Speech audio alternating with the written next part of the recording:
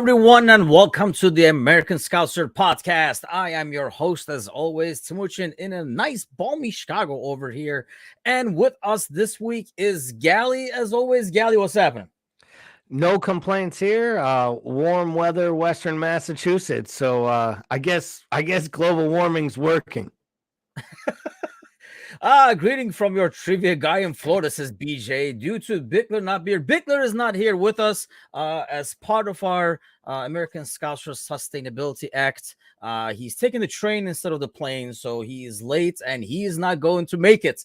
We could not take the plane. We're trying to win this award that Premier League hands out. So we'll start with that conversation, actually. All joking aside, Bickler has all the boys not going to be able to join us live today, even though it would be hilarious to have a podcast episode with three boys in the background. Probably more entertaining, to be honest. That would be entertaining. Honestly, we would just shut our cameras off and we would just watch the Bickler household in action. It's like a live sitcom watching. So that would definitely be more entertaining, goes without saying. But yeah, he will be back with us again next Monday as we talk about even more victories. Victory Mondays are back, so we'll talk about the game a little bit moving forward. But let's start with the sustainability thing. Obviously, we won the award for this, the greenest Premier League team, but a huge hoopla over us taking the freaking plane instead of the train in a day where we're gonna play again in 2 days. So 2 hours is probably golden.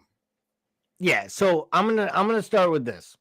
I've said this before, right? I'm a Boston Red Sox fan. I've dealt with this ownership group even longer than they've been associated with Liverpool Football Club. So I feel like I understand these people. And what they love to do is FSG loves a PR campaign and they love a victory lap. So last year, they actually touted themselves the greenest club in all of England. Like, they actually advertised it themselves and ran a whole PR campaign about how they were going to win the sustainability award and how they were going to be the first club. I believe they signed on for a pact in Europe, which means they have to be like net zero carbon by like 2040 and have like a 10% decrease by like 2030 of like a zero carbon footprint, right? And they are well on their way. They've also been going out telling everyone how they're going to do it by like 2025 when everyone else is looking to do it by 2030. And then they jump on a fucking plane in Newcastle and come home and wonder why people don't jump down their throats. So the funny part to me is I don't think this is a problem, to be fair. I mean, let's be honest. In America, people take private jets between Boston and New York when they're playing a baseball game. Like they take a helicopter. And then they fly one player back so he can get extra rest at home to get ready for a home match. And they're like, but you just flew a private jet that you're going to send back to pick everyone up. You like literally sent up a jet for like 50 people for one guy. And they're like, well, it's team plane. Fuck you. What part of team plane don't you understand? But that's America, right? It's not that way over there. So the only reason I give some credence to it is one, ownership and management has touted this as like a great thing. And they like, when you bang your chest, you leave room for arrows to be slung at it, is one. And two, the crazy ass part is all of this started with our supporters talking shit on social media. This wasn't random people calling them out. Our supporters on Twitter were tweeting at the club, which required the club to respond to it. So once again, I always say, like, it's the loud small group inside the big group that always causes attention to things you don't want. And this is a prime example. A small group are against our own club and brought it up, and now it's a story they have to answer to. It's kind of silly, to be honest. Which it feels like they answered saying, hey, blame it on Premier League for putting this game there where, we're going to play again on Tuesday, which makes sense. I mean, here's the thing. You can be the greenest team and make the most efforts. I mean, you're not going to totally safe. I mean, should they ride bikes? Because that would be even better than the train, wouldn't it? Or they could walk fucking back home. I mean, that would be even less, So obviously, in some form or fashion, they have to get back, and you have to kind of like make, I guess, in some ways, ends up being a business decision. And the part that kills me is when it comes from the fan base. This is basically, I think, vintage, and I don't blame FSG for this. I mean, it's a good initiative that, as a club, we should be proud of, right? And why they're doing it, the PR, whatever, regardless, it's a good initiative that we should be proud of. But it's within limits. Instead of just to be against FSG, it's so easy to be anti-FSG, unfortunately, right? So now you can harp on this and say, why did they take the plane? Even though you probably know why they took the plane. But if they didn't take the plane, right? If they took the train and took 3 hours, and then God forbids, like, Henderson can't make a sprint in like the 67th minute on Tuesday, it would be like, well, they're dicking around with the sustainability thing. If they took the plane, they'd be rested and Henderson can run. So it's almost like win-win. You can't lose if you're anti-FSG. Yeah, and I don't even know if it's anti-FSG. In this case, it's just anti the club. This isn't about the owners. Well, yeah, the owners who put them on a plane. Is meant for, arrow. Oh, of course. Yeah. I mean, listen, every arrow is slung at the Americans. I mean, that's basically is like the easiest thing you can do is like, hey, got an idea. Let's stake up the Americans. Like, and it doesn't really, and I'm sure we'll talk at some point about selling the club and ownership and where this will go next. But for them right now, it just feels like this was an opportunity where the club needed to make sure they were ready to play. And the league wanted Liverpool versus Newcastle on their prime Saturday night viewing, and they moved the match up. That match should have been a lunchtime kickoff. If not, it should have been a second lunchtime kickoff so that they had extra time to get ready. Hell, in other countries, they would have moved the match to Friday to try to support. No, they would have moved the match to support their club doing better in the Champions League, but not in England. And I kind of, in some levels, give them credit for that. They make it fair for everyone. They say, like, hey, our TV rights are more important than Europe's. So if we pick this game, our TV people pay a lot of money. BT pays a lot of money to air that primetime match, and they want Newcastle-Liverpool, and they have a right to pick it, they're going to pick it. Yeah. Liverpool make it work. And then Liverpool said, all right, we'll make it work. We're getting on a goddamn airplane. We're taking a 33-minute flight instead of I think it was a 3-hour. It was going to be a 3-hour caravan bus trip. And instead it was a 33-minute flight. Good for them. I mean, it's a no-brainer. I mean, if you're given those options with the situation on hand, it's a freaking no-brainer. And like I say, I had not even heard of it initially this morning, but then Matusz, the Polish prince, brought it up in our morning coffee show as one of the headlines. And we just like, it's just like, it's silly, and like complaining like that is a win-win. Like I say, I mean, it's just like, otherwise they would just wait till Tuesday and say, how come these guys are not rested? Instead of dicking around with sustainability, we should be chasing trophies and stuff like that. So there's no way to win that. The good news is these people will have to be doing this for more, looks like, because let's talk about this before we get to the game and cover kind of like all the headlines kind of ordeal. That's not it, but we can talk about the logo as well. But let's talk about this. Liverpool now won't be sold, says John Henry. Just need some monies to like fund stuff and all that is basically what it boils down to. So let me ask you this. Do you think this is because this is what they wanted all along? But had the bonus of gauging interest and seeing how much stuff is worth? Or is it just a simple fact of the realtor came in and said, hey, if you guys did some curbside appeal, got like a midfield or something, in 3 years, you guys can get this much for it. So in the long run, the investment is better. Which way do you go on it? So I would go on the first one, but I think it's somewhere in between. And hear me out. And I'll try to get there quick, I promise. And the reason I say it like that, the reason I say it like that is there's kind of a backstory to it is I don't actually believe the playing talent on the pitch is not as important as the infrastructure to like a quality club when it comes to the evaluation. Oh yeah. Yeah. Like I don't think United is worth more today because they look a better side because Marcus Rashford's the best striker right now in the world. Like, I don't actually think that they're worth more than they were in the summer when they had what people thought was one of the best strikers in the world, and they were looked like a train wreck on the pitch. You know what I mean? Like, I think it's more about youth development, your stadium, the evaluations, the player development, coaching, and I do think contracts have to do with it. So I think having books balanced and having things in good order makes you more valuable. So I don't know that if we a little bit on the buyer as well in terms of what you're looking to buy. Do you want to buy a smoother operation, or do you want the challenge of a cleanup? You know what I mean? I think that does. And I think, if you're that buyer from Qatar, right, you're like, well, am I really worried if they already bought Bellingham? If I really want him, I'll buy him myself. Like, I think there's the mentality. If you're coming in with that kind of money, you'll buy the players you need. What you can't do is rebuild a stadium, build marketing dollars. You can't just automatically, unless you're City and you just cook the books. Like, I think you're being proven right now that if you do that, you'll get your hand slapped. So if you're going to buy this, you have to do it right. And I actually believe that FSG went into this looking for investment. I think then they started to hear.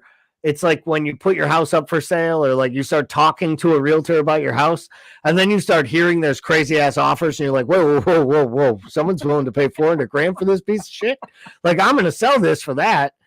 And I think that's what started to happen. But then none of those offers came in at the level that they were hearing they would.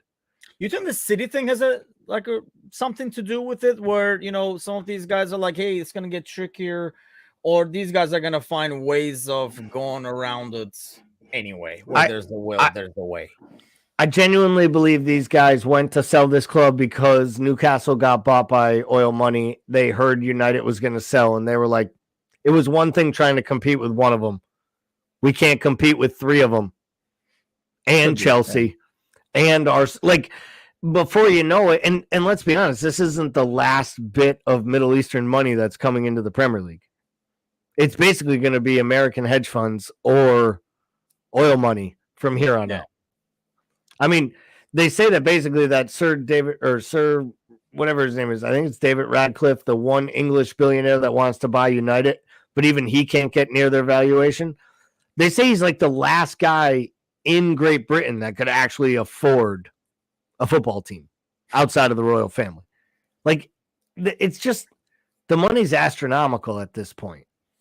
And if these oil nations and sovereign wealth funds are just going to keep coming in and buying up clubs and spending the way they do and skirting around financial fair play until one of them is took to task and there's real reform, then how could a small group of American owners, and that's what they are, they're not rich men. They're really doing this on like a moderate budget. They're more like businessmen. Yeah. Correct. And, he's done a great job managing a hedge fund, making a lot of money. And he's, gotten through quite a few recessions actually and allowed himself to keep building. But I just don't see it happening without major investment. I'm hoping he takes like oil money, takes a minority stake in the club that allows for investment of somewhat unlimited resources, because it's probably what's needed to get injected. Because the whole Redbird and all these different like areas coming in with like venture capital money, like ain't nobody coming in with 200, 300, 400 million that the club needs in pure injection of cash. You think though, like a dude from Qatar or wherever, like a rich sheikh, wants to own just 10% of it? I think when an American ownership buys it, it is more of a business transaction. It's more of an investment. And yeah, they might have the passion for it, but at the end of the day, it is a business to them more than anything else. Yep. I feel like when you have an owner from Middle East or like a billionaire coming in, it's more of a toy project. You might get a sports car. This guy buys a Premier League club and plays with that, for example. Ryan Reynolds can afford Wrexham. This guy can afford, Newcastle. So I almost feel like, that's why I don't know if they're going to get from that side of the world just a 10% interest, because I would think those people would want more say in terms of what's going to happen. So that's just a gut feeling. I'm just throwing this out there. No, and I don't disagree with you on that. Where I think is they didn't become that rich by not reading the market. There are 20 Premier League clubs. There are 5 that people in the Middle East really want to own, right? One of those being Liverpool Football Club. In terms of probably boosting your ego, yeah, let's make that just 7 or something like that. But I know what you're saying. Yes. I guess my point is there's only so many jobs. Like, it's like when people say, like, why did that guy take this manager's job? Yeah. There's fucking 20 of them, man. Someone offered you one. You say no. Like I loved when people used to say, like, I can't believe the guy took the Clippers job. It's like there's fucking 20 jobs, man. You take it when it's available. Yeah, and I mean, here's the thing, especially for managers and stuff. One year you're like the really highly sought after, the next future kid. Next year you're an idiot. I mean, so you never know. You gotta hit it like wild dinosaurs. And where my brain is going there is I don't think that they would want to own 25% of Liverpool Football Club, right? Yeah.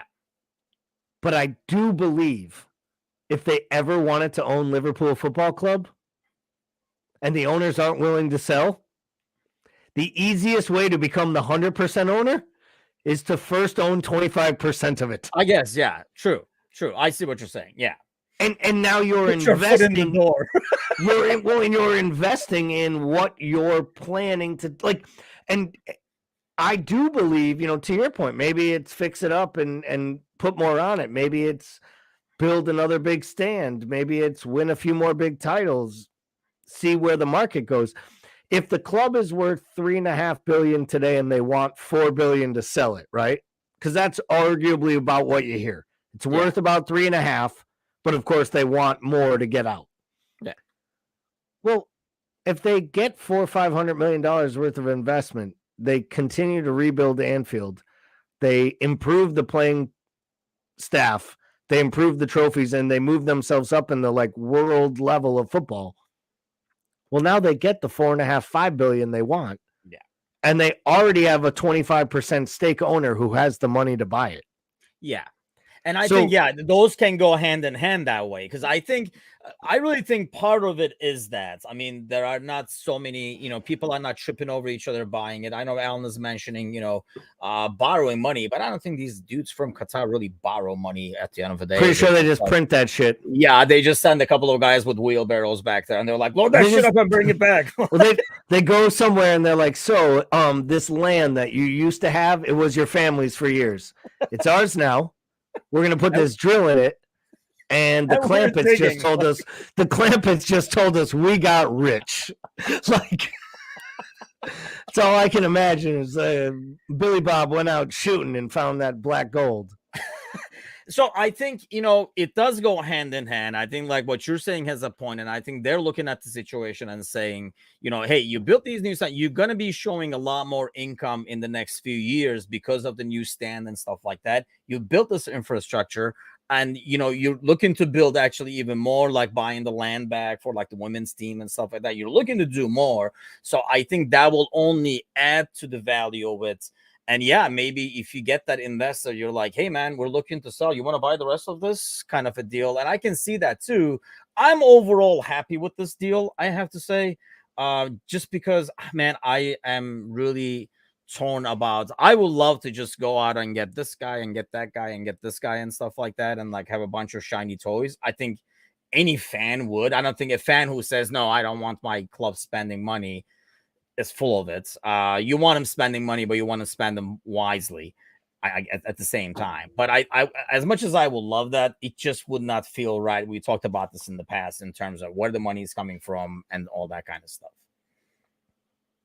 Yeah, I'm torn on it because at the same time, like, I don't know how these guys made their money. Like, you show me a millionaire. Yeah. But, I mean, we talk about it all the time. Like, I don't want it to be brought into the whole socially political charge that happened like in the World Cup. Like, that's what I don't want. I don't want there to be that level of connection to something I feel is like one of the clean things in my life. Like, I'm a salesperson. Like, my job isn't always clean. No, I mean, I do a good job. I'm an ethical person, but I work with people that are great and I work with people that are shady, right? Like everybody does. That's part of business. I don't want that in my football. Like my football club, that's one of the things that's always made it easy being a Liverpool supporter is I felt like the club was usually aligned with the right things. And even when they get brought into bad things, they usually make right by it. And I don't want to ever question that with who the owners are or why. Yeah, I mean, that's why, I mean, let's face it. I mean, especially for older farts like us, it is harder because this sport, I mean, sport in general, I guess, used to be a lot more what's the word you use? Clean?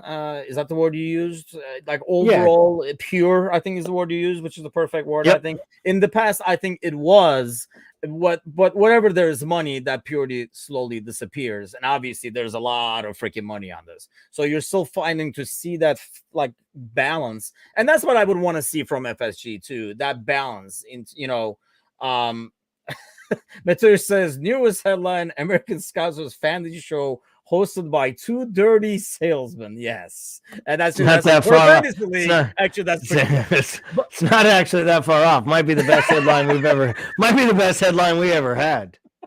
But I think, yeah, that's what I would like FSG to do in terms of like finding that balance of spending while still, yeah, I understand it has to run like a business and have to make smart decisions, but you got to be able to say, yes, we got to spend. And it feels like this summer is what they're looking for and going for. That's what all the rumors are, at least in terms of like how much they're going to allocate to like spending. I guess we will find that out down the road. But as keep of saying now, 200 million. Yes, that's the 200 million is the number I heard. But then half of that is Bellingham, isn't it? No, they're saying though it's 200 million, not counting outgoings. It's a $200 million transfer. Like they're giving him 200 million treasure chest plus outgoings. So once you sell off, really, I mean, I guess unless you do something like that, but I don't know. Like I feel like, and we'll talk about it now, like as we go into the game and stuff like that. I mean, yeah, there are some key pieces that you need to replace, but if you look at it overall, it's not like you need 500 million anyway, I think. So, but let's get to the game. Talk a little bit about that, and then obviously we'll talk about the Champions League game that's going to be happening tomorrow. So let's start with this first. So when the lineup came out, basically second verse, same as the first. Van Dijk coming in for Joe Matip. I think that was something like we discussed. I was happy to see, I don't know what you thought, but I was happy to see Gomez on that side purely for speeds against Saint-Maximin. And, even then they kind of like struggled containing him at times. And I think it would have been only worse with Matip out there. So I was kind of happy to see that. What did you think of the lineup as it's like basically comes out? I think front three was the only one that where we felt major decisions had to be made. Yeah, I think that the midfield kind of picked itself. I was one of the ones who was just saying it didn't matter who started, whether Gomez or Matip started. I thought the other one would start midweek in Madrid, and I guess I'll tip off my hand here. I do expect Matip to probably start against Real Madrid. I could be totally wrong, and he may go with the exact same lineup. But Gomez made sense from a speed standpoint. I don't have any faith in either of them right now. Just keep counting down the days for Konate to come back and start pairing with Virgil again. But the front three was a little bit of a surprise that he didn't do any rotation. I thought with both Bobby and Jota getting a little time under their belt, maybe one of them would get a start in this matchup. But again, I've been saying all day on Discord, I expect Bobby to start tomorrow. Again, another tip off of what my lineups will be for tomorrow. But the reason behind that is I just, I think in those big matches, we've seen Jurgen go with his big players, and that's what Bobby is. But for me, this was perfect because the midfield for the second match in a row looked like an actual serviceable midfield. And it isn't just because they played half the match against 10 men. They actually dominated that area of the pitch well before Pope got sent off. Yeah, because there was like an initial 4 or 5 minutes of shakiness where you need Ali to kind of like save you a few times and control the game. And then as we warmed up into the game and the goals started coming, then the red card comes. But yeah, overall, I felt like the midfield, this could be the midfield moving forward. And that's why I was kind of like happy to see all those subs being made earlier than we're used to, because that's going to be the key, I think, is keeping legs. Because, I mean, I don't see a lot of names that you can put in here where they can do the same job. So that brings us to the other question. Why do you think this? And here's the thing, and this is like a topic we wanted to talk to. Shelton says, no Thiago, the entire perspective changes. So let me ask you this. Is it the fact that it's no Thiago that's making a difference? Or is it really, and I mean, I'm a huge fan of his and what he brings because it's so underrated. Is it just the presence of a better informed, not in form maybe, but at least not out of form, Jordan Henderson being there on the right-hand side of the field to kind of clean up that mess where he can help Trent, and Mo plays a lot better when Henderson is out there? So I'm gonna start with no, but I'm gonna preface it to the why. So the no is, it's not, the improvement isn't down to a better, slightly more rested or healthier Jordan Henderson, because Henderson was this rested and playing at this form earlier this year. But at the same time, him and Fabinho were required to play with Thiago, playing like Thiago plays. Thiago's stature has slowly taken more and more control of the overall play of the midfield, I believe, since he got here. And it's been a slow burn. And I do believe that there is kind of like a sycophant Liverpool supporter who like watched him at Barcelona and seen him in his high points at, in his days at Bayern and for the Spanish national team, and thinks we still have that Thiago, and we don't. He's a different player now. He actually plays more like a Liverpool midfielder now, but he's never been a defender. He can't press. He really can't tackle as much as we give him credit for crazy eyes popping up and yelling about and like arguing with referees. He doesn't really play the defensive side of the ball well. And for all the tricky passes and all the wonder balls he can play that no one else sees, it doesn't fit our overall style of play. And I feel like Klopp has wanted to make it work because Klopp wanted him so bad. And like, we kill Keita for being like a terrible transfer. But like, Thiago genuinely has never fit this puzzle. And we've changed the pieces around to make it fit. And I think because he's played every minute of every game this year, I've seen it so much, I actually started to recognize it. And he got hurt. And it isn't shocking to me that our midfield has had their two best matches since. I think what the deal is, and I don't know if Thiago has regressed so much. I think this was Thiago all along in terms of, Brian says he's super talented, and he still is. I mean, when you watch the dude, his control, what he does and stuff is a joy to watch. That's absolutely all fine and dandy. And I don't think he's regressed skill-wise that much. I just think his pace does not fit this. And I think this should be a lesson to all those Liverpool fans out there who were bitching and moaning when we had like an industrious midfield, which was not fancy, but played fast, won the ball, got the ball to those guys who can make something with it up top in front three with Mo, Mane, and Bobby at the time. But no, we have to have a creative midfielder. We were scoring goals left and right, but correct, people were still saying we need a creative midfielder. Well, there you go. Here's your creative midfielder. But here's the thing, you watch him in Barcelona, you watch him in Spain. I mean, the way those teams play, the tiki-taka is like very slow build-up. It's more like a city-like build-up, not the way we play, where we want to press, we want to win the ball back right away, make the other team run and chase us around and create and get to the ball to the guys that are going to be dangerous. He just does not fit there. I think Thiago was that piece that when we got him, I was more like, you have a game where you cannot open up Burnley or Bournemouth or whatever at home. In comes Thiago against the more tired, ragged defense that has been running back and forth, and kind of like starts distributing, and he's fresh. He can do those things. I never envisioned him or wanted him as being one of the three to start the midfield. Yeah, and we called him a luxury signing, right? When he came in, we were like, he's a luxury signing. He fills a role.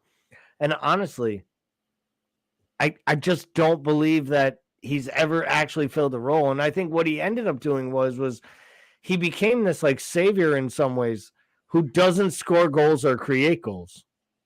So not only does he slow the ball down, he actually hasn't helped us break down the low blocks that play that way against us. No. I mean, it hasn't worked, basically. It just hasn't worked. If you were being fair, this has been a failed transfer. And I know we won a League Cup and an FA Cup 0-0 on penalties. That wasn't because we signed Thiago. Genie could have run up and down the pitch and helped us to 0-0 draws. I mean, that's like, and we all know what Genie actually did for this club, like helping us win big matches and scoring big goals in big times. And it's not a shot at Thiago, but Henderson looks better because Bajcetic is playing on the left, and Fabinho looks better because there isn't a liability in the middle of the midfield. Robertson looks better because he knows where like midfielders will be when it comes to him going forward. Like, there's just a better balance without Thiago there. There is no surprise to me that I feel the most confident going into tomorrow's match because of the last two full performances I saw in the Premier League. And they're the first two times Thiago hasn't started a match since October. Yes. And I think, like the trio, like I say, I mean, having Fab better than what he was and Henderson a lot better than what he was. Henderson did have some dreadful performances earlier. He's looking more and more like his regular self. And I think you just definitely want to see that. It's just what I like about when Henderson is on the field is the fact that, like I say, the ball moves a lot faster. And I think, Bajcetic is still going to play the simple ball. And honestly, that second goal is mainly created, that number advantage is mainly created with the sweet turn and sudden like facing up, which is something that we're used to seeing Fabinho do a lot of in the past, not so much recently. And you were able to see that. Enfield Road TV is here. What's going on, man? And he says, Everton Newcastle game show we move the ball much quicker playing to sixes. And I think that's the thing. It's defensively a lot more harder working, I guess. And I'm not like suggesting that Thiago was lazy, but like you were saying, his defensive side is not as effective. And I think he's the kind of guy that likes to take chances a bit more. And, like he wants to do that sweet, smooth pass instead of sometimes the simple pass next to the guy. And that's what I was talking about, I think last week. I love seeing Anderson moving up with the ball, seeing a wide open Mo and just feeding it to him right away. Instead of kind of like rolling around his ankle, looking this way, looking that way, and let Mo go with it. Let Gakpo go with it. Let Nunez chase it. And I think that's what this really attack is really built on, more speed and like playing fast. I think we also saw the best. I'd argue you've seen the best of Trent going forward in the last couple matches, especially against Newcastle. And granted, it was 10 men, right? But I feel like you see Trent throwing balls into the box. You see Trent getting into tough spots. And I honestly think that has a lot to do with the fact that he knows what Henderson expects of him, playing as the right back behind him. And more than anything, he knows what Henderson will do and more or less say, should he not be in the right places. But I think right now a guy like Trent needs that leadership, like needs a little bit of a kick in the ass. And I think that's what doesn't happen if Keita's playing in front of you, Elliott's playing in front of you, hell, even Milner's playing in front of you. I think right now Henderson has that right side of the midfield. And I'd argue that I've liked the kid on the left side of the midfield in the last two matches with Fabinho in his normal 6-hole. Even better than I like the kid in the 6-hole. And I think the kid's been the best player since January 1st at the club. Yes. Like, I think he looks better where he gets to go a little bit more forward and drift into different spots. I think he has a real range of talents, and I think he can make all the passes. And I think he also does the defensive side of the job. And right now, there is a balance in the midfield we haven't seen since probably like last January, February, March, when we started to tick downwards and guys started to get tired. Like right when Diaz took over and picked us up by the scraps. Yes, because it looks a lot more organized. You don't have like sudden drops. So like, how the hell did that happen? A couple of times we were caught on the counter, which was kind of like head scratching. And I'll be honest, like I always felt like watching the game, if that kept going 11v11, I think that game was going to go better for us.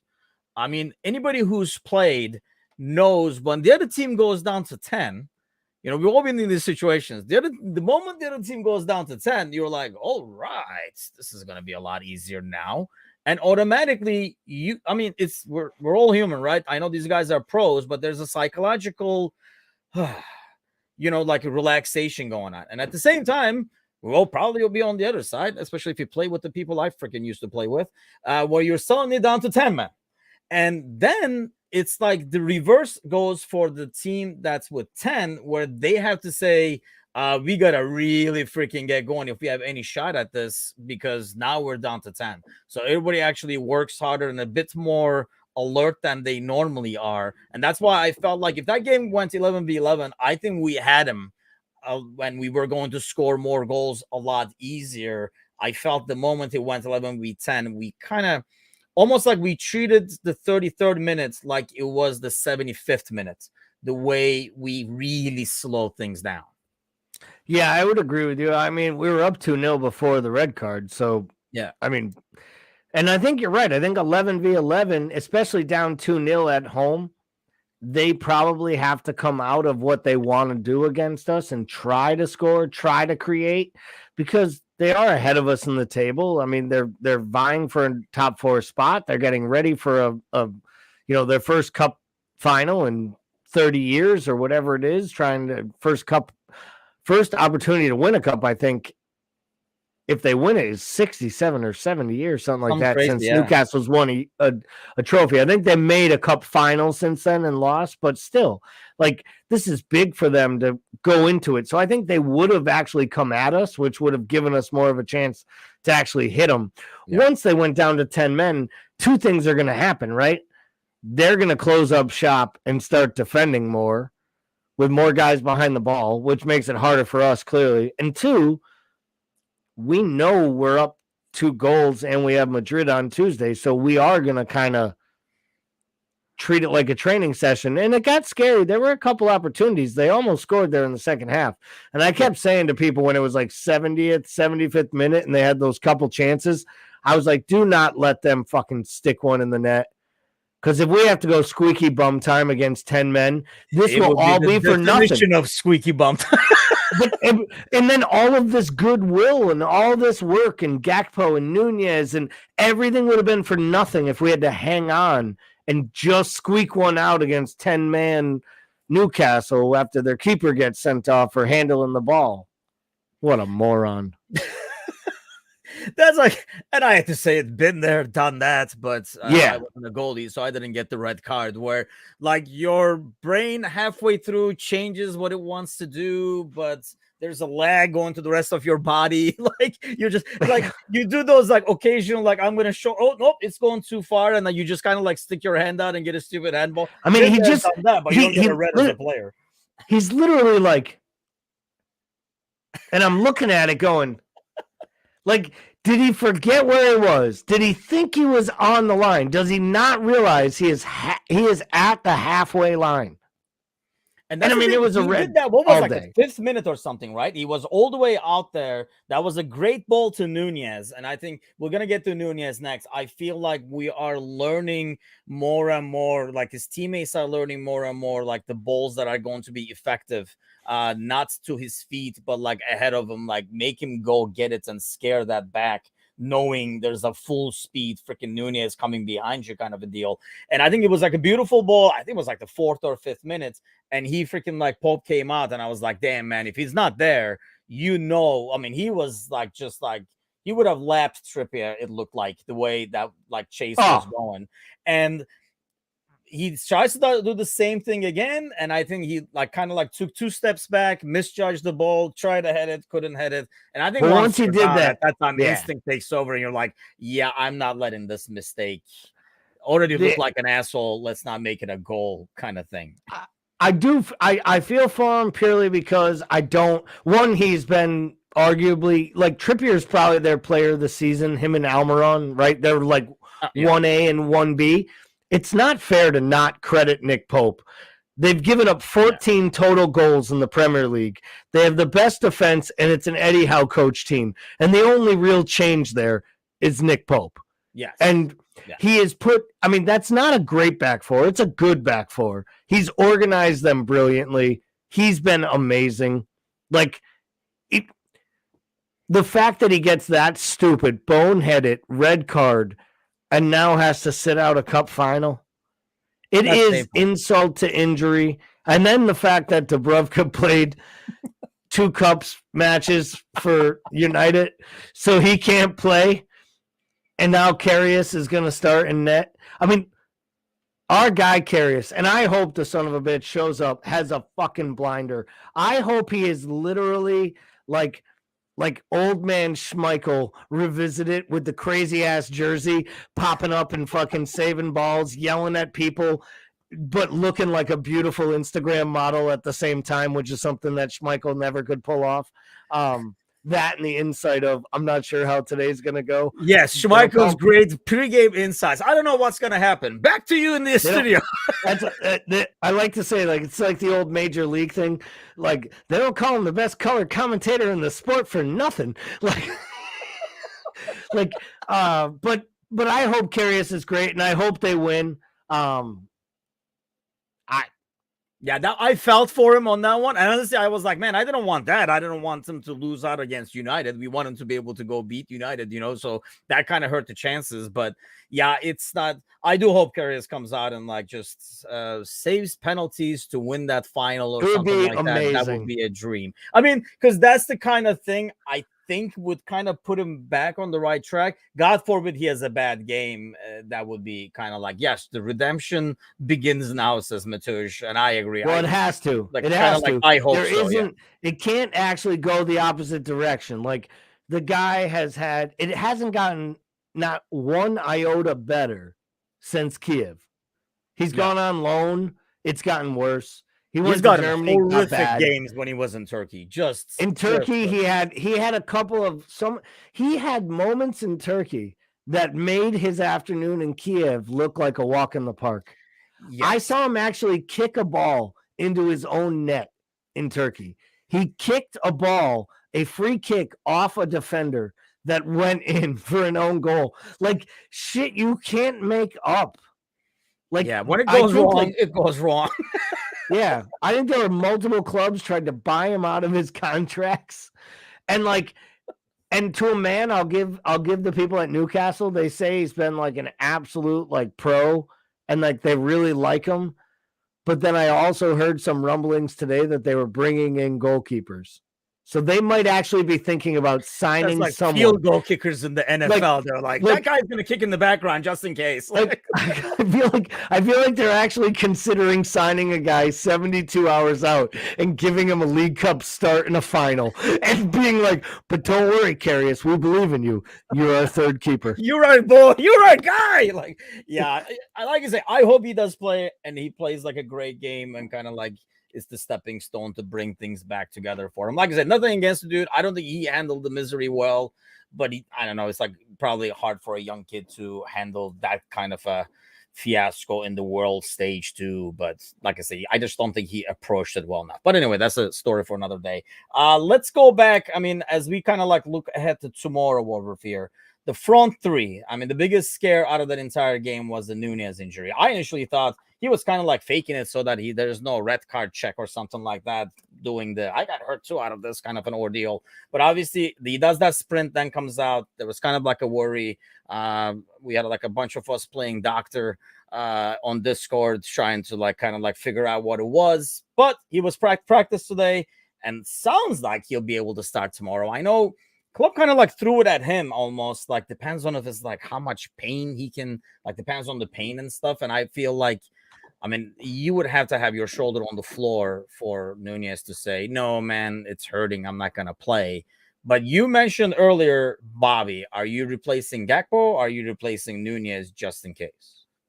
So originally I would have said this feels like an opportunity for Gakpo to move back to the bench. It's his first Champions League match. I thought you were going to say Ox. Okay, go ahead. Oh, no. I'm pretty sure Ox is not on the Champions League roster, so there are zero opportunities the rest of the way for Ox. But I think this is I would have originally said this is an opportunity to send Gakpo back to the bench. The kid has started every single match he's played for Liverpool. Yeah. It's pretty insane. Like, it's probably time for him to get a little break, a little breather, a little watch from the bench, come on as a sub. So for me, it would have been Bobby in the middle, Nunez on the left, Mo on the right. With the injury being a chance and not knowing if you get 90 minutes, because, you never know. He could hit the ground. He could hurt his shoulder. If he's in pain, then maybe you just leave him on the bench and then you have him come off and be that chaos. Ideally, I would have had Mo, Nunez, and Bobby. I just feel like in a match like this, you want Bobby starting your press from up top. I think their midfield is one of the few areas Madrid still has. If Modric is playing, their midfield. Yeah, they have a midfield, right? He's like a one-man midfield. If he is playing, their midfield's better than yours. It doesn't matter which of our midfielders are playing, and it doesn't matter. The Champions League final showed it. It doesn't matter if your midfielders are at top form. If Modric is in the other midfield, they're better than you. But honestly, if you go back to that final, I was thinking about that earlier today. I mean, that was a game where if Courtois does not stand on his head, that game win. Should be an easy win. So I feel like, it's a balance. Having Kroos and Tchouaméni out kind of helps the cause in that sense. I don't know. For the front three, I almost want to keep riding this momentum. I think these guys feel good. And the fact that it is home, I think is an advantage. If it was away, I would definitely have said Bobby. But I think Nunez is the kind of guy that can energize the stadium and get him back in the game. True. If they're out. You know what I mean? Like some of the things he does, just a sprint he does, just a chase he does, that like little things that he can bring. I don't think you get that as much. Bobby can do a fancy pass, but it's not the same thing as that, the Nunez chance starting and people getting into the game because I don't know, he harassed the hell out of the right back because he's going like 120 miles an hour or something like that. That's, I think, the only reason, and not the fact, not to mention, I feel like they got something going and they feel like they have something going. That goal to Gakpo does not happen probably like a month ago between the interplay and stuff like that. And I feel like they're putting it together, ride the wave. And that's why. And then you kind of like spilled the beans already and put Matip instead of Gomez, correct? Yeah, I just feel like you have to do something. Like, listen, we got a lot of matches coming. Again, like I know we're not going to play as many as last year, but we're going to play a lot of matches. And we're just now getting players back. So like this idea of like sending the same team out 3 times in 8 days just seems like you're just like absolute Liverpool, like, hey, insert head, pound on table here. Like, come on. Like, we're just getting our guys back because we've actually got guys rested. Like, we need to rotate guys and make sure that they stay fit. And until Konate gets here, you need Gomez and Matip to be healthy. And I think, as much as I would like to have a little bit more speed, maybe to help Trent, I just feel like there's there's something about rotating there. I don't know. Maybe I'm totally off and Matip is hurting. What you just said with the speed is the only reason that I feel like, man, you might need Gomez against Vinicius. Just because of the pace that's coming that left-hand side. You might need that. I kind of liked what I saw out of Gomez. And Gomez is a different player, obviously, with Van Dijk next to him. I think any center back. Absolutely. Van Dijk next to him. I think it's more about, at least you know, like, well, that side is covered. I just got to take care of my own shit and not worry about what happens if he misses his guy and stuff like that. I think that confidence helps whoever plays with him. Even though it's not the Van Dijk of old, it's still a thing. The only thing that I do not like about Gomez is, and you would think he would be a lot better with this, is his distribution when when you're building up play. And I mean, you would think as a guy who plays right back and stuff, he'd be a lot more comfortable pushing up with the ball. And his clearances, man, it's like, not to the, I mean, this is something that you yell at, like, you know, in the U6 games where you're like, not to the middle, not towards the middle. And, you know, every header he clears is just like to the middle of the, like, it's like, that's what the number 9 is trying to do. Like, bring it down there. You literally just knock the ball down to the guy off the striker. Yeah. Like, he heads the ball down. But I do like how he kind of like sweeps in a way at times, like an old school sweeper where he comes behind Trent and cleans those long balls and stuff like that. Yeah, Brian says his clearances scare me because I feel like it's almost like I'm just going to get a body on this. Like, I'm just going to get a foot on this. I'm just going to get a head on this. I'm going to deflect it one way or the other. But where it ends, he doesn't always, I think, consider. Sometimes you're just better off, you know, doing it out of bounds or whatever it is, instead of just getting it, you know, like a foot to it or a head to it barely and putting it in a dangerous spot. And I feel like he does that sometimes. That's one thing I think sets a good center back like Van Dijk is, and he's slowly getting there, is the way when he cut off balls, like, you know, like long balls that were kicked in, and when he brought him down, he almost was stunning an attack the way he brought those balls down and put him back into play. We did lose a little bit of that. I saw a lot more of it this game. I guess we'll see how it goes moving forward. But I thought that was always his biggest strength, is like, he would, any center back, you can put Phillips over there, you know, can't head the ball away, can't put his head anywhere. But it's a matter of, you know, not giving that possession back and, you know, bringing it down to Trent, bringing it down to Henderson or Robo, or even if it's like to Ali and stuff like that. So, but let's get a score prediction from you. This one is a scary one for me. Let's see where you're at with this. So I've gone back and forth today on this one. No, I really have. I believe, I want to believe that Liverpool will move on from this tie. And I think that this is an opportunity to strike at them because they aren't fully healthy and they're not on top form. But they're still Real Madrid in the Champions League. So you know what's showing up. You know, a squad of really talented players dressed in all white, prancing around your pitch, rolling around, getting more calls than you at home. I don't know how it happens, but it does. I'm going to go 3-1 Liverpool and we advance. 3-1 is what I was hoping for. I just feel like this game is going to go really good or really bad. I just don't see like a stalemate on this, unfortunately, because they're a team. I mean, that's the thing. They're not having their best season, but we were talking about this earlier today on the Discord channel too, that this is all they have in some ways too. And, you know, they have the experience for this. Razor's edge, as Brian says. Or as Schmeichel would say, I have no idea what's going to happen tomorrow. I have no idea what's going to happen, but it'll be sharp. And that's the thing. I think, you know, this is all they have. And like you said, this is Real Madrid in the Champions League. It's like, this is their tournament. They feel, you know, that's when I look back, I was like, just, you know, fell in the YouTube hole the other day and watching like that Barcelona game again, because that's what I do.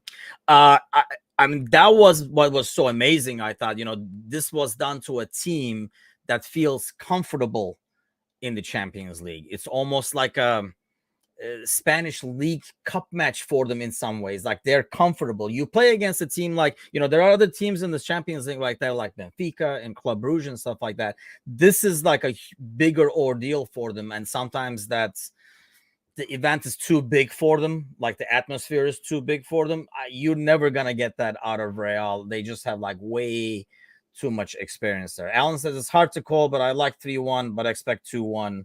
Champions League is all that day, and Liverpool have left to save their seasons. We didn't get a chance to talk about that, but obviously these 2 wins kind of has put us back in the top 4 conversation as well. But I'm hoping next Monday when we talk, it will be even a bigger top 4 section. Hey, lights are going out.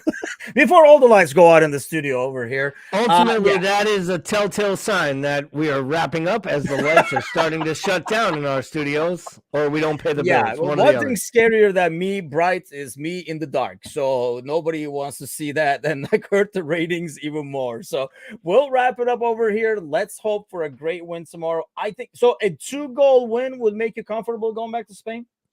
I think 2 goals makes me comfortable because, well, 1, there's no more road goals, so we don't have to worry about that. I think we score 1, and I think if you're up 2 and you get 1, now you're up 3, and at least at an absolute worst, in a train wreck, you get to extra time. So I'm confident if we go back there with 2-goal lead, we're coming out of it to the quarterfinals. Yeah, we're on the same page there. I think, because I do agree that we score there and that forces them to score 4. And honestly, if you score the first one over there, I think you're in good shape. So, but yeah, let's hope. Like I say, I never felt really, really good after the Everton game, even though it feels good to beat up on Everton because it was Everton.